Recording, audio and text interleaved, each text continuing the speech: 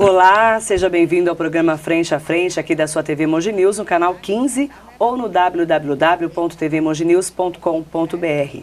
É um prazer receber hoje, de frente para mim, Dr. Vilmes Teixeira, um médico pesquisador reverenciado que já tem 57 anos de carreira na medicina e desses muitos anos dedicados a pesquisas internacionais, inclusive. Ele é membro da Academia de Ciências Forenses dos Estados Unidos, um currículo invejável e é um prazer recebê-lo. Dr. Vilmes, é um prazer recebê-lo e agradecer já pela sua presença aqui no programa Frente a Frente. Eu que agradeço a gentileza do convite e cumprimento você desde já pelo seu sucesso aqui na Mogi News. Dr. Vilmes, primeiro perguntar, né? Aos 82 anos de idade, está inteirão, trabalhando até hoje, depois de muitos anos como professor universitário, pesquisador e tudo mais. Como começou essa sua vontade de fazer medicina e medicina legal, né? Que é uma área que era pouco pesquisada no Brasil antes de você entrar realmente. Quando eu era jovem, uma opção profissional que era frequente era a medicina. Naquele tempo era medicina, direito, odontologia, engenharia. E eu sempre tive uma queda pela medicina. E fiz o meu curso na Faculdade de Medicina da Universidade de São Paulo. Depois 3 anos de residência como cirurgião no Hospital das Clínicas. Vim para Mogi das Cruzes e, tendo uma clínica particular de movimento intenso, trabalhando no pronto-socorro, eu via muitas vezes crianças que chegavam machucadas, mulheres que chegavam também com sinais de violência sexual, sem que nada fosse feito por essas criaturas. Isso fez com que eu me inclinasse também pela medicina legal, que fiz paralelamente com a minha clínica particular. Então aí você foi fazer uma especialização em medicina legal. Isso, porque simultaneamente houve um convite de um grande amigo falecido, Boris Greenberg, que formou a Faculdade de Direito em Mogi das Cruzes. Foi a primeira faculdade de Direito particular, fora a PUC, fora outros, a primeira particular de Direito do Estado de São Paulo. E assim eu me vi envolvido também na carreira docente. E para conestar a minha posição docente, eu me dediquei muito à pesquisa e ao trabalho em medicina legal. Fui legista em Mogi durante 25 anos. Professor universitário, legista, e foi fazer pesquisas. Isso. Pesquisas importantíssimas que viraram aí notícia internacional, não é, doutor? Primeiro, assim, vamos começar com a do bebê, né? A síndrome do bebê espancado, que inclusive foi comentada no mundo inteiro. Como começou essa pesquisa? Você via no seu consultório esses bebês que chegavam lá com hematomas? Como é que foi esse começo? Eles vinham no hospital. No hospital. As mães sempre dizem a mesma coisa, né? Caiu do berço, cai à toa, rolou da escada, quando muitas vezes nem escada havia. E uma queda simples de berço não justifica a intensidade dos traumatismos apresentados. De modo que eu me interessei sobre este quadro grave, que se chama Síndrome das Agressões a Bebês e Crianças, e eu me focalizei em minha pesquisa mais no bebê. Explico por quê. O bebê, porque ele não entende a agressão. O bebê, porque ele não se defende, ele não tem o gesto de proteção da cabeça, que é o principal alvo. O bebê não anda, não escapa e não fala, não denuncia. Então o bebê não sabe por que apanha, não tem como se defender, não escapa e não denuncia. De certa forma, eu fico muito contrafeito de dizer essa palavra que coloco entre aspas. É uma vítima ideal para uma pessoa malvada. Porque não tem como reagir. Apanha, não reage e ninguém fica sabendo. Então, as lesões que o bebê apresenta, que não se justificam por simples quedas, induziram ou motivaram em mim um estudo sobre elas. Eu fiz um esquema todo e publiquei o primeiro trabalho, que se quiser filmar até está aqui. Ó. O trabalho é na Revista Paulista de Medicina, a revista médica mais credenciada do Brasil, sobre a síndrome do bebê espancado, que eu siglei, vamos usar esse neologismo aqui, eu siglei de CIBE. CIBE, síndrome do bebê espancado. Ó, tem o trabalho científico pioneiro no Brasil, especificamente sobre a importância e a padronização do exame na CIB, que é a Síndrome do Bebê Espancado. Do bebê espancado. É. E saiu nessa revista Paulista de Medicina. Isso, de 84. De 84. Isso. Quer dizer, isso mudou a visão dos médicos em relação aos bebês. Inclusive deu ensejo a duas entrevistas que fecharam, duas entrevistas de fechamento do programa Fantástico. Uma foi com o Hermano Henning e outra com a Mônica Teixeira, quando eles trabalhavam para a Globo. Lá na década de 80. 80, isso. Agora, doutor, isso mudou a pesquisa em relação aos bebês. Claro, os bebês foram vistos de outra, mudou tudo, porque havia relatos sobre espancamento de crianças. Isso já havia no Brasil, 2 trabalhos importantes científicos. Mas o fato de ser bebê espancado, essa expressão, espancamento de bebê e pela própria mãe, isso chocou a opinião pública. Então trouxe assim ao nível do conhecimento público em geral, divulgação em massa pelo programa, na verdade, por esse programa, a preocupação sobre esse tema. Agora, aqui para nós, doutor, eu tenho um bebê em casa, uma bebê de 3 meses. Parabéns, viu? É um absurdo você espancar um bebê, né? E eu imagino, assim, os números que começaram a aparecer depois dessa sua pesquisa. No Brasil, nós temos uma média de 500 mil. Estou falando de 500 mil por ano. De crianças menores de 3 anos que são surradas, espancadas brutalmente dentro de suas casas, em 90% das vezes pela própria mãe, que entende o que está fazendo e faz por maldade. E como é que pode, doutor?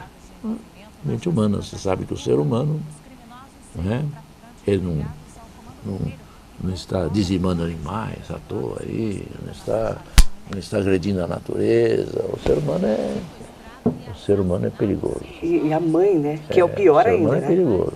E a mãe que protege, toda mãe protege o seu filho. Aliás, esse é um ponto importante, porque essas mães chegam no hospital e falam que o bebê caiu do berço e o pediatra, como todos nós, crescemos educados no óbvio. E o óbvio é que toda mãe protege, só que toda regra tem exceção. E essa é a exceção que você acaba tendo aí, infelizmente. Então, como é que a gente detecta? Esse é outro assunto, há uma série de sinais na criança que a gente detecta que a criança está sendo espancada e não é queda. E essa violência contra a mulher? Eu sei que você foi pesquisar de perto essas mulheres vítimas de violência. Como começou essa pesquisa?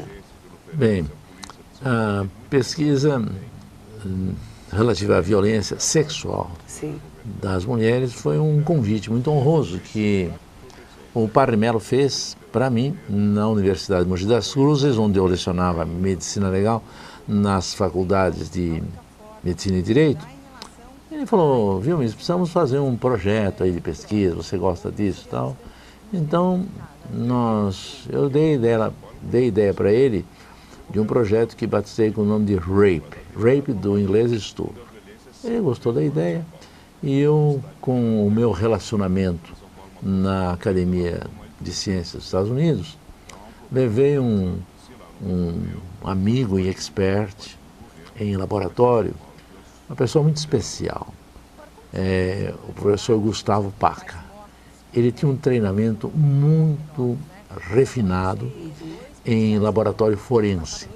Sempre que eu precisava de um exame para ver se tinha mancha de saliva ou mancha de sêmen numa peça, ou estudo de pelo, qualquer coisa, eu recorria ao Gustavo e ele me ajudava bastante, desinteressadamente. Aí chegou uma vez, e nós fomos para Dallas e lá recebemos treinamento em análise de DNA em Dallas e em Nova York, em 2 centros grandes. Em Dallas, um laboratório mais famoso dos Estados Unidos, chamado Gene Screen. E em Nova York, na Universidade da cidade de Nova York, tem 7 prêmios Nobel. Quer dizer, o nosso treinamento foi um treinamento de primeira linha e o Gustavo foi importante nisso. E nós formamos um núcleo único no mundo em Mogi das Cruzes. Sabe por quê? Nós fazíamos uma tripliciação. Uma era a identificação de criminosos sexuais ou a exoneração de falsos suspeitos, em verdade não estupradores, através de análises de DNA no sêmen encontrado na vítima ou em peças do vestuário íntimo ou de cama, e o DNA do suspeito que a polícia trazia. Fizemos, essa era uma parte. A outra parte, a Cândida, minha mulher, ela doutora pela Universidade de São Paulo, que você já entrevistou, ela foi aos Estados Unidos e no Centro Médico Monte Sinai, também um dos mais famosos do mundo, ela recebeu um treinamento durante vários anos, né, sobre como apoiar psicologicamente e socialmente as vítimas de estupro. Então era o segundo ramo desse programa, RAPE, era esse. E o terceiro era desenvolver, e desenvolvemos várias palestras nas cidades da região, em escolas, sociedades de bairro, igrejas, principalmente para crianças, viu? Junto com os seus pais, sobre como se defender, como reconhecer a agressão sexual e como comunicar a agressão sexual. Porque muitas vezes isso fica escondido da família, e não deve. Porque o abusador sexual, ele sempre retorna. Isso é estatística, ele retorna. Se não se denunciar, se não for denunciar, ele retorna. Então, esse projeto RAPE tomou 9 anos, durou 9 anos, de 91 até 1999, e nós fizemos mais de umas 1.500 análises de DNA, fizemos a intervenção científica pura em cerca de 250 casos no Brasil inteiro, viu? Casos importantes. De estupradores seriais. Em Mogi das Cruzes fazíamos todos os casos. Né? Inclusive seriais assim, faziam vários estupros, homens, né? Estupradores seriais, matadores seriais, serial killers e serial rapists, né, como a gente diz. E isso deu um grande nome para o IMC, que se tornou ponto de referência nacional, quando nem a USP, nem as outras universidades, nem a Unicamp assim. Não faziam, não é pesquisa só, é trabalho aplicado. Trabalho aplicado e pesquisa. Exatamente, pesquisa com trabalho aplicado. Que é efetivamente. Que é o meu sonho, sempre foi meu sonho, pegar pesquisa teórica, levar para a prática e aplicar. Então foi a realização de um sonho aí no meio da pesquisa. Claro, e a gente precisa sonhar.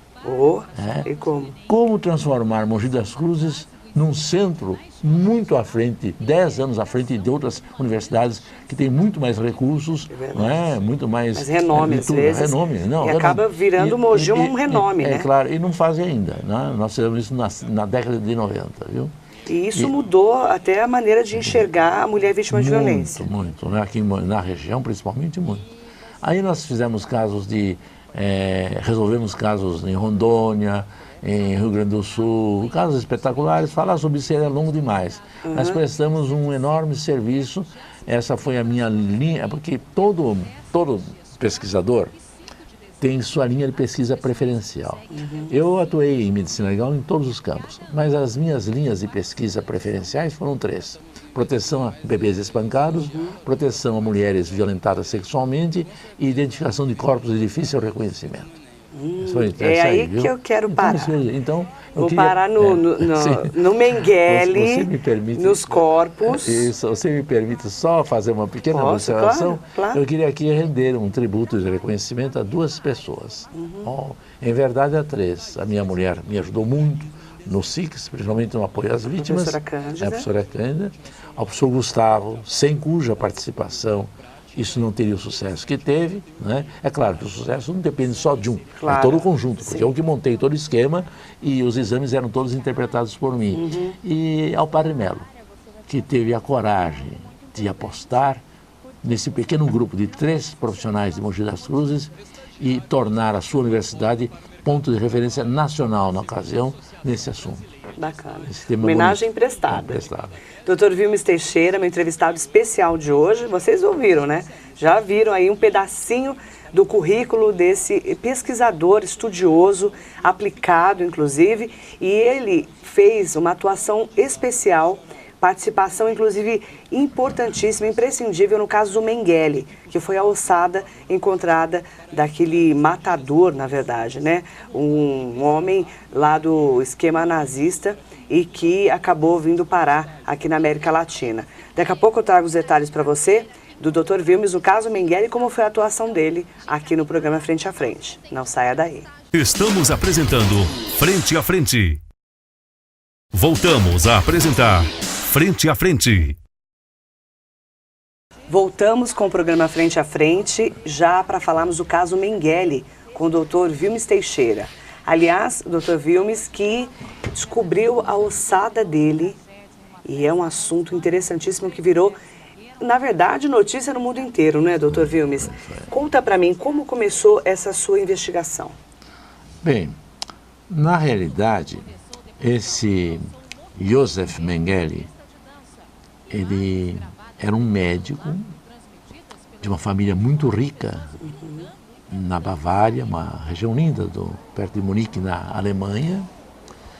Ele é formado também em filosofia e ele foi convocado na guerra para as tropas SS. Era um exército, um para-exército ao lado da Wehrmacht, que era o exército alemão. E na guerra ele ficou numa certa fase da sua vida, a fase final de suas atividades na guerra. Ele ficou um dos médicos responsáveis por um campo de extermínio. Chamava campo de concentração de Auschwitz-Birkenau, na Polônia. A Alemanha tinha mais de 1000 campos de concentração. Para você ter uma ideia, e os nossos ouvintes, teleouvintes, terem uma ideia disto, esse campo de Auschwitz-Birkenau, onde ele trabalhava, que não era o maior, era um dos maiores, ele abrigava normalmente entre 100 mil a 150 mil prisioneiros judeus. Nossa, um absurdo, Essa era a né? população média. Agora a Alemanha tem mais de 1000 campos com esse. Os campos se exterminavam, uma média Dizimavam, muito triste. muito Envenenavam, incineravam, uma média de 5 mil a 25 mil corpos por dia. E ele Era a era média. um desses mentores. E ele era quem na rampa, chamada rampa, selecionava. Quando os trens chegavam, existe um filme que todos devem assistir, A Lista de Schindler, né? Que mostra isso. Que Quando mostra aqueles muito os comboios trens chegando, né? chegavam, ele já na rampa fazia sinal. Escolhendo, né? Se fosse mulher, criança, que não passasse de uma marca no muro, ele já ou homens de cabelos grisalhos, ele já fazia o sinal assim. Então eles iam para o banho, davam toalhas. Esse suposto banho era um enorme de um pavimento onde tinha, né, chuveiros coletivos, mas o que caía não era água, era o gás Zyklon. O gás Zyklon é um gás de cianeto de potássio. Ele mata em 20 segundos a 30 segundos a pessoa. Aí já matava todo aquele pessoal que não servia para nada para eles. Elevadores, E agora os homens que eram para trabalhar, em questão de 3 meses, homens de 70 quilos viravam pele e osso numa dieta de 200, 300 calorias por dia, pesando 39, 40 quilos. Daí eles terminavam. Eles trabalhavam quebrando pedra, abrindo estrada, fabricando armamento e etc. Que foi o grande holocausto, né? Exatamente. E ele participou disso, né? Foi uma nódoa na história da medicina de um país tão culto como a Alemanha. Mas você vê o que é, né? E veio parar justo aqui, né? Ele fugiu. Isso que foi o grande. Fugiu da Alemanha, né? Veio parar aqui. Fugiu da Alemanha. Foi preso pelo exército americano, que não identificou, porque ele era um homem muito vaidoso, e todos os SS tinham uma tatuagem na axila, ele não tinha, não se deixou tatuar, por isso ele passou, e refugiou-se na Argentina, onde clinicou como médico, depois Paraguai, e ficou 20 anos no Brasil. No Brasil ele se misturou com a população em geral, com o nome de Peter Hochbichler, esse que está no meio aqui, ó. Ele é o Peter Hochbichler, era o codinome dele. Do Josef Mengele. Do Josef Mengele, exatamente. Só para vocês entenderem um pouquinho Isso, de como é importante. E aqui está na praia de Bertioga. Né? Aqui, ó, ele na praia de Bertioga, na antiga revista Manchete, viu, gente? Aqui é Bertioga, tá? Nossa cidade vizinha aqui, coladinha. Bela aqui, cidade, né? Aqui na revista Manchete. Olha que interessante, ele veio para o Brasil, depois de toda essa atrocidade na Alemanha, né, na época dos campos de concentração, e veio morrer afogado em Bertioga. Então. Como é que pode, né, doutor? Pois é, e dizem até que morreu prosaicamente numa praia, mas eu preciso, do ponto de vista científico, contestar isso, porque a morte por afogamento é uma morte horrível, porque todas as criaturas, todos os animais na face da Terra dependem de oxigênio. E ver-se privado de oxigênio é horrível. Tanto que no Código Penal, qualquer morte por asfixia, que seja estrangulamento, enforcamento ou mesmo afogamento, é considerado uma qualificadora do crime. Porque o crime recebe... Mais grave seria. Exato, o criminoso recebe uma pena com plus, um aumento da penalidade. Certo. Então e ele morreu afogado. Ele escapou de ser fuzilado em Israel, se fosse capturado, mas morreu também de morte violenta. E afogado. Afogado. Como que você descobriu a ossada dele? Aí é o seguinte, aí ele foi enterrado no cemitério deste aqui, que está aqui à direita, esse aqui, ó. Esse aqui, ó, Wolfgang Gerhard. Né? Ah, ele foi enterrado lá. Isso. E como é que chegou essa pesquisa em relação a aqui na Universidade de Mogi das Cruzes? Aí um dia, né? Não foi na Universidade das Cruzes, não. Foi na Brás Cubas. Na Brás Cubas. Mas eu explico como. Mas acontece o seguinte, um dia o intermediário dele, da família, muito poderosa, muito rica, que mandava dinheiro para ele, né? Tomou Munique, tomou uns chopes a mais e contou um segredo para um amigo. Eu vou te contar um segredo. Você sabe que a máfia tem um lema, né? Que a melhor maneira de guardar um segredo entre 3 pessoas é matar 2. Né?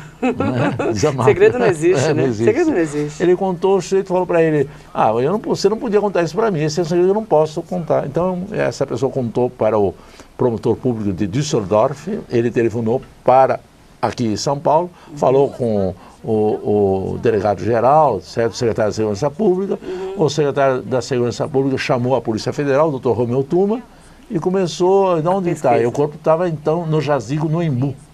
No Embu. E aí o esqueleto foi desenterrado. Isso não tinha nada a ver com Mogi das Cruzes e com o Dr. Vilmes, porque a minha circunscrição é Mogi das Cruzes, eu não tinha nada que está em São Paulo, entendeu você ou não?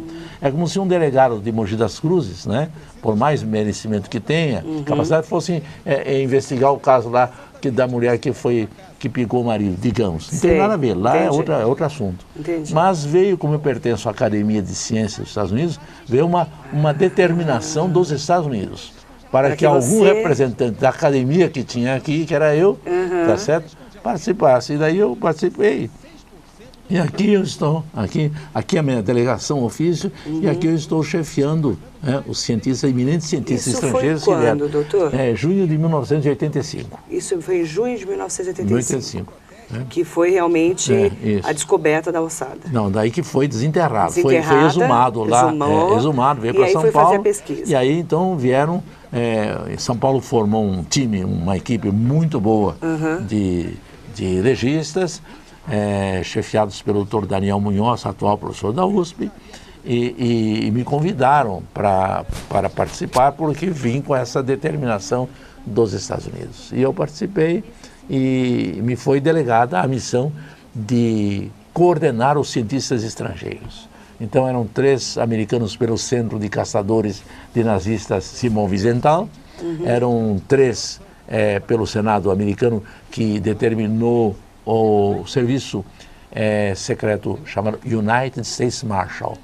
O United States Marshal, aparece programa na televisão, ele é o equivalente ao FBI, só que o FBI é em nível federal interno, em território americano. O United States Marshal para qualquer que seja no mundo inteiro, qualquer problema. Se cair um avião americano que foi lá onde foi na Coreia, eles vão lá investigar. E com esse caso do Brasil, então vieram. Né? Então está aí Mogi das Cruzes também no caso do Mengele. Mogi das Cruzes então entrou no caso do Mengele, e a Brás Cubas tinha um fotógrafo muito bom, que eu havia treinado muito ele em fotografias científicas, né? Chamado Tommy Mori, já falecido, né? E fomos eu e o Tommy Mori fotografar lá, e tem uma série aqui tem vários assuntos coligados aí. Agora, doutor... Ele era responsável, responsável, atribui-se ao Mengele a responsabilidade por ter mandado as câmaras de gás entre 200 mil a 400 mil judeus exterminados. É uma responsabilidade tanto. Doutor Vilmes, eu sei que você está sendo procurado para fazer consultorias de casos graves que acontecem pelos advogados, por familiares dos advogados, para descobrir alguns casos e resolver alguns assuntos importantes em termos de processos penais. Como é que é essa consultoria que você presta? Bem, em virtude de haver um certo número crescente de ações no âmbito da justiça civil contra médicos e hospitais por alegados ou supostos erros médicos, eu fui convidado por um grande escritório de Brasília, Dr. Raul Canal, é muito famoso esse advogado, a fazer palestras, divulgar no Brasil inteiro, né? Problema de como esse grande problema deve ser abordado, não é? Não só para defender médicos e hospitais, mas como também mostrar a realidade quando existe de fato erro médico e a pessoa, a vítima, precisa receber uma compensação financeira correspondente. E nisso o meu nome ficou conhecido, também conhecido em medicina legal. Então eu sou procurado, modestamente, eu sou procurado por advogados e por médicos, né? Quando há ações de pessoas que sentem que foram prejudicadas, ou familiares prejudicados por um ato médico cirúrgico, em geral, obstétrico, é muito comum, né? E etc. Então, nesses casos, esses médicos procuram, ou advogados, ou hospitais me procuram para assessoria, né? No campo penal, então na área criminal, também às vezes, por causa devido à minha posição na medicina legal, entendem que podem confiar no meu trabalho, então eu também sou procurado por escritórios da advocacia, tanto daqui como de Brasília, de São Paulo, né? Para assessorá-los, eu dou uma assessoria, né? Seria um laudo, assim, uma mais consultoria. Uma consultoria. Chama-se parecer. Parecer. Porque o laudo você está correta, o laudo é o relatório que é feito pelo perito oficial. Sim. Sobre o laudo, caso ele seja favorável ou não, eu vou analisá-lo e vou dar um parecer. Então, o laudo, ele significa a opinião do perito do juiz, portanto é a opinião do juiz. Derrubar um laudo significa derrubar a opinião daquele em que o juiz confia, mas isso é possível, muitas vezes, desde que haja um fundamento. Portanto, o parecer, que é crítico sobre um laudo, ele vale pela respeitabilidade, ou pelo renome, ou pelo conhecimento, a reputação científica que desfruta quem vai firmar o parecer. Entende você? Claro. Para poder ter assim, importância para criticar um laudo. E o parecer serve tanto no laudo que é contrário aos interesses do hospital, do médico, como também quando o parecer é favorável. Porque quando o laudo é favorável, porque aí reforça, né? E mais que tudo, não é para ajudar médico nem ajudar o hospital a escapar da punição, é para mostrar a verdade científica dos fatos. Está tendo mais erros médicos agora ou impressão da imprensa? Está tendo muito caso de ação contra médico em suposto verdadeiro ou suposto erro médico. Nós tivemos recentemente agora um caso de uma lipoaspiração com perfuração de fígado, você viu? Sim. Pois é, então. São casos assim. Existe também essa imagem, existe uma imagem, que o médico tem dinheiro. Então precisa, né? Está entendendo? Que o hospital tem. Mas existe a imagem também, que é inegável, que há médicos que, infelizmente, nós temos que reconhecer que há médicos que não são especialistas, por exemplo, numa, vamos dizer, cirurgia plástica. Que vai lá e faz. Vai lá e faz. Olha, vem o resultado, fica difícil, né? Agora, a obstetrícia obstetrícia é, digamos assim, um foco dessas ações, porque envolve duas criaturas. Né? Daí que a função dos obstetras é difícil, porque tem a mãe e tem o filho, não é verdade? O bebê. Então, a nossa função é esclarecer a verdade, porque o juiz de direito, o juiz, ele que vai julgar, o magistrado, com todo o respeito, ele precisa de informação especializada. Porque ele não é médico, ele é juiz, logicamente. Né? E isso tem mudado o rumo de algumas investigações, totalmente, com certeza? Totalmente. Ai, que bacana. Totalmente, mudou totalmente. Em vários casos? Em vários casos, tanto de um lado como de outro. Entendi. Nós temos médicos aí que estavam sendo, digamos assim, acusados de erro médico, que não houve erro médico, tá certo? E há casos contrários, onde médicos displicentes, não falo em Mogi, nem vou citar, que não cuidaram de parturientes, né? E acabou acontecendo uma coisa muito pesada para uma criança, né? E isso tem que ser mostrado para a justiça. Com certeza. Dr. Vilmes ajuda a mostrar isso para a justiça. Aliás, 82 anos de idade, 57 anos de carreira na medicina. Ele é da Academia de Ciências Forenses dos Estados Unidos. E detalhe, viu, tem uma família de todos doutores pela Universidade de São Paulo na casa dele. Daqui a pouco você vai conhecer um pouco melhor o que pensa, pessoalmente também, o médico Dr. Vilmes Teixeira. Não saia daí. Estamos apresentando Frente a Frente. Voltamos a apresentar Frente a Frente. De frente para mim aqui hoje, eu tenho o prazer de receber Dr. Vilmes Teixeira, médico há 57 anos e aos 82 anos de idade, com uma mente maravilhosa, né, que está ali perfeita, interligado na internet e está com um tablet aqui. Impressionante como ele mexe bem nesse tablet, melhor do que eu, inclusive. E é impressionante, doutor, como você está com essa vitalidade, né, diante da vida. Qual que é o mistério disso tudo? Bom, em primeiro lugar, eu faço o que posso, né? Eu dou o que Como é que posso. você cuida da sua saúde? Bem, eu tenho uma alimentação boa. A minha mulher zela muito pela nossa alimentação. Trabalho bastante. Eu trabalho em média aí umas 10 horas por dia. Eu trabalho. Ainda trabalha tudo isso? Trabalho. Nunca 10 menos horas que 10, por dia? nunca menos que isso. Isso também é uma fórmula boa, trabalhar sempre? Para a mente continuar boa? É bom, É bom? muito bom. O meu trabalho está fundamentado principalmente em pesquisas para fundamentar os meus pareceres e também o livro que eu pretendo ainda transformar o livro. É um livro de medicina legal, eu já tenho todo ele sob a forma de uma apostila assim reforçada. Né? Mas, vai lançar quando, doutor? Ainda é problema. Por arrumar quê? tempo. Você precisa arrumar tempo para terminar de escrever. Para escrever. Está escrito já, mas para melhorar. Reformular. Para melhorar. Então é o seguinte, viu? Deu para cortar? Tem que parar um pouquinho, tá? Só um pouquinho. Só um pouquinho. Ele bateu ali. É só um pouquinho, tá? Eu tinha combinado. Ó. Não, fica tranquilo. Vamos lá. Vamos lá.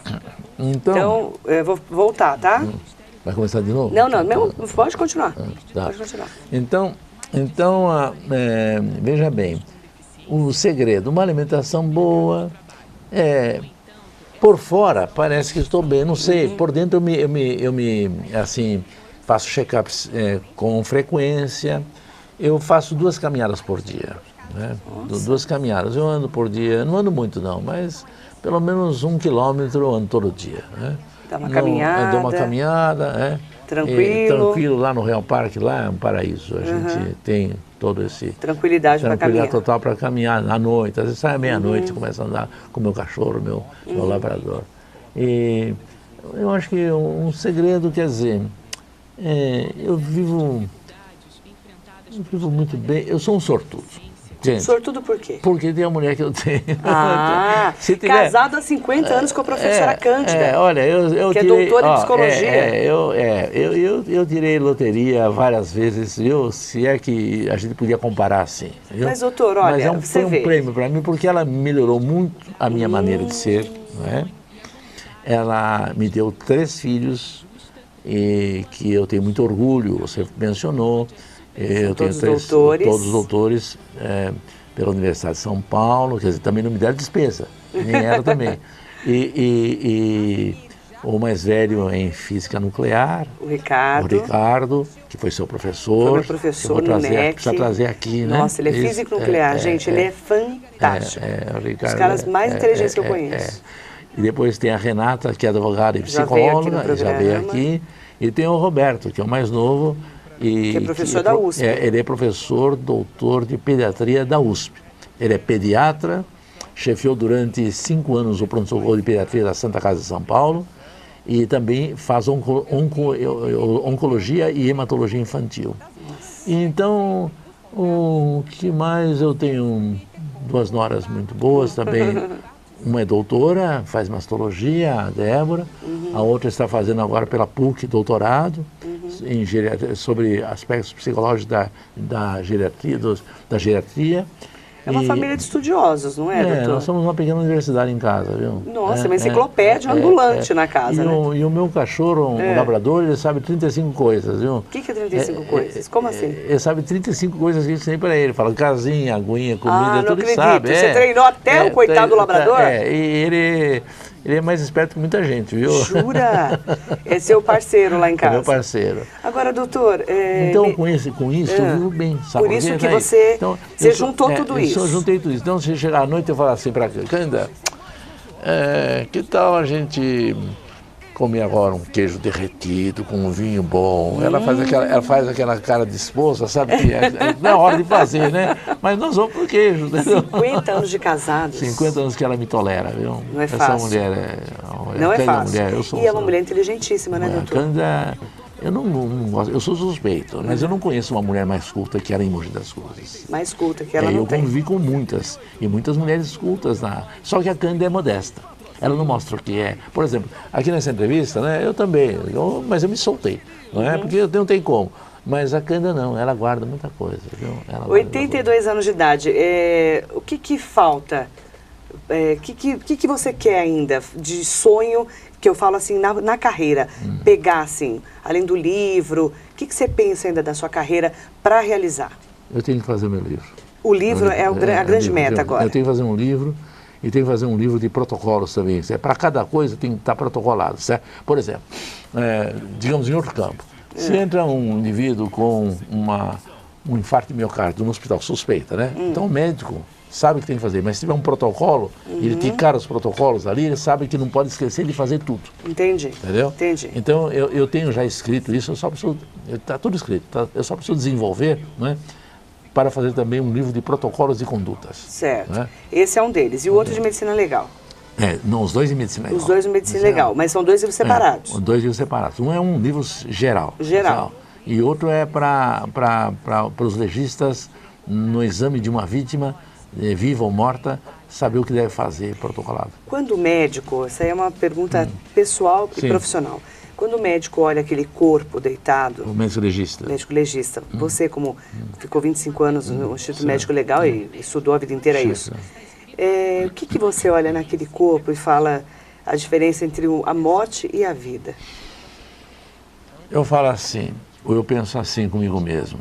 Eis aqui um corpo, muitas vezes pessoas pobres, né? Vamos pegar um que é o mais comum, uma pessoa pobre.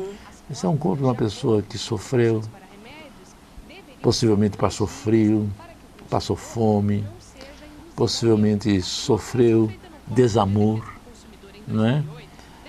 Pode ter sido até um pária da sociedade, mas nesse momento de respeito, ele vai se servir para ensinar os vivos. Então os mortos ensinam os vivos. Então com esse respeito e com essa reverência que eu olho o cadáver. Bacana. Tá vendo, né? Olha a sumidade, uma reverência na medicina legal. Eu quero agora, vamos para o jogo rápido. Um ídolo do doutor Vilmes Teixeira. Bem, eu tenho 3 ídolos, mas eu tenho Isaac Newton, tenho Einstein, mas acho que o maior de todos foi Charles Darwin.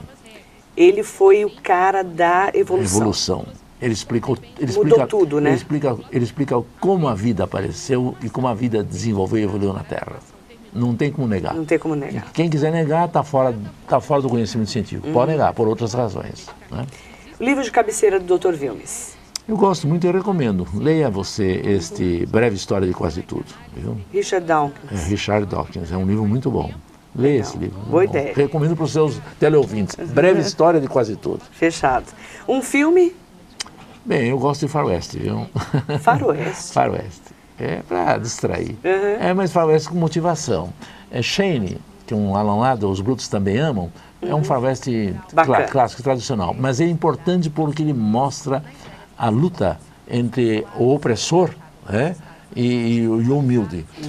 Quando as estradas de ferro avançavam no território americano, então, inclusive foi motivo de um trabalho muito bem feito que a Cândida fez sobre Shane, de psicossocial, lá na USP, no seu mestrado. Uma frase marcante. Bem, tem muitas, hein?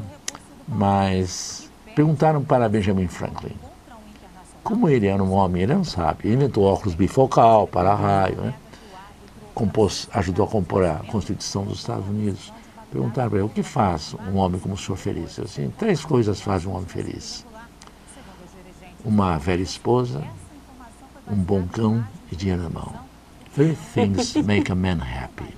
Você tem os 3? An old wife, 3 things make a man happy. An old wife, a good dog and ready money. Então perguntaram, bom, dinheiro na mão, tá certo, qualquer um fica feliz. Mas uma mulher velha, uma esposa velha, não, o senhor está enganado, não falei esposa, não falei esposa, eu falei uma velha esposa. Quer dizer, uma mulher que envelheceu com você ao longo dos anos, que você nunca precisou trocar por outra mulher. Sim, você então, tem os 3? Eu tenho os 3. E falo assim, por que um cão? Um bom cão, a good dog. Sim, porque um cão, esse nunca vai trair você de nada. Doutor Wilmes tem os 3. Um exemplo de vida? Um exemplo de vida, a minha mulher e o meu pai. Um hobby? Bem, eu gostava muito de relógio de pulso, caneta tinteiro, mas atualmente eu gosto de caminhar com meu cachorro, com o Mowgli. Cor preferida? Quase trouxe aquele aqui. Cor preferida? Eu gosto de todas as cores. O azul cobalto eu gosto muito. Dia ou noite? Ambos. O que faz nas horas vagas? Leio. Sou bom em? Modéstia à parte, dizem que eu sou bom em medicina legal. Doutor Wilmes, você é péssimo em quê? Eu sou péssimo em cozinhar. E digo uma coisa, a razão, não preciso, minha mulher é haute cuisine, mas realmente, não estou exagerando, ela sabe, já veio o chefe de cozinha de São Paulo comer em casa para provar um prato que ela fazia. Lembrança da infância? Bem, eu tive uma infância gostosa aqui em Mogi, São Paulo. O que eu mais gostei da minha infância, quando eu era menino já, foi o colégio que eu fiz, o Colégio Bandeirantes de São Paulo. Legal. O esporte? O esporte, eu caminho. O que mais curte na internet, já que você está plugado aí aos 82 turbo? Você acha que eu estou? Tô? Nossa, eu estou impressionada. Eu procuro principalmente artigos científicos. Artigos científicos. É isso. Um lugar? Bem, o Real Parque eu acho que é o melhor lugar de Mogi das Cruzes. Para se morar. E você tem um sonho? Tenho. Eu gostaria que os pais, as escolas e os pais educassem os seus filhos para que esta dádiva que nós temos, raridade do planeta, né, não passe o que está passando, que aí os fatos estão, o Katrina em Nova Orleans, agora o Sandy em Nova York, né, na costa leste, tá tudo, os cientistas estão mostrando, né? O planeta é o paraíso bíblico, é o planeta, viu? Porque é impossível, já tem cálculos, é praticamente impossível ter uma coisa tão maravilhosa como a Terra, né, habitável por aí. Então, preservar principalmente a parte botânica, principalmente os animais, porque o ser humano sabe se defender, como sabe também agredir. O que não suporta nos outros, doutor? Eu não suporto a agressividade, principalmente contra a terra, contra a água, contra o ar, contra as plantas, muito contra as plantas e contra os animais indefesos. Eu não suporto, principalmente também a violência, eu sou contra isso. Medo de quê? Eu tenho medo de que essas coisas, né, piorem, viu? Piorem, a violência sobre a natureza e sobre o ser humano, piore. Tem mania de quê, doutor Wilmes? Mania minha? Eu gosto das coisas mais ou menos tudo direitinho. Viu? Ajeitadinho. Eu sou lá. Eu quero pedir para você deixar uma mensagem para os nossos telespectadores, para os nossos internautas. Deixar uma mensagem. O que você quer deixar de mensagem? Eu quero deixar a mensagem principalmente para as crianças que têm menos de 12 anos, 13 anos, que não entraram na puberdade ainda. Estudem bastante. Estudem muito. Não usem a internet para joguinhos. Isso aí, daqui a 20 anos você vai se arrepender. Estude muito. E como eu digo para as minhas netas, quando você se sentir cansado, aí é a hora de você redobrar o seu apego ao estudo. Estude bastante. Porque a maneira de você vencer honestamente na vida e bem é através do estudo. Isso é prova sua e da sua família? Não. Com certeza. Você está falando. Com certeza. Você escolheu uma música do Elvis Presley para fechar o programa, doutor? Você vê. Você é moderno, né? O Elvis Presley, tanto assim, Elvis Presley tá dos anos 60, né? Mas ele é sempre moderno, né? O Elvis, pra gente, não morreu até hoje, Vamos né? lá? Dixieland. Dixieland. Obrigada, eu adorei a entrevista, minha reverência ao seu trabalho. Tá? A minha reverência, a sua profissão e os meus desejos de pleno sucesso. Amém. Tá bom? Obrigada, doutor. Daí, ó, você conheceu muito mais a história da trajetória do Dr. Vilmes Teixeira, uma sumidade na medicina legal, referência para Mogi, para o mundo inteiro. E eu espero que você tenha gostado da entrevista, a trajetória da vida dele, que marca realmente também a trajetória da medicina legal no Brasil. Obrigada pela sua audiência, pelo seu carinho de estar aqui comigo no Frente a Frente. Um beijo e até o próximo programa. Até lá. I was born early Lord one frosty morn. Look away, look away, look away.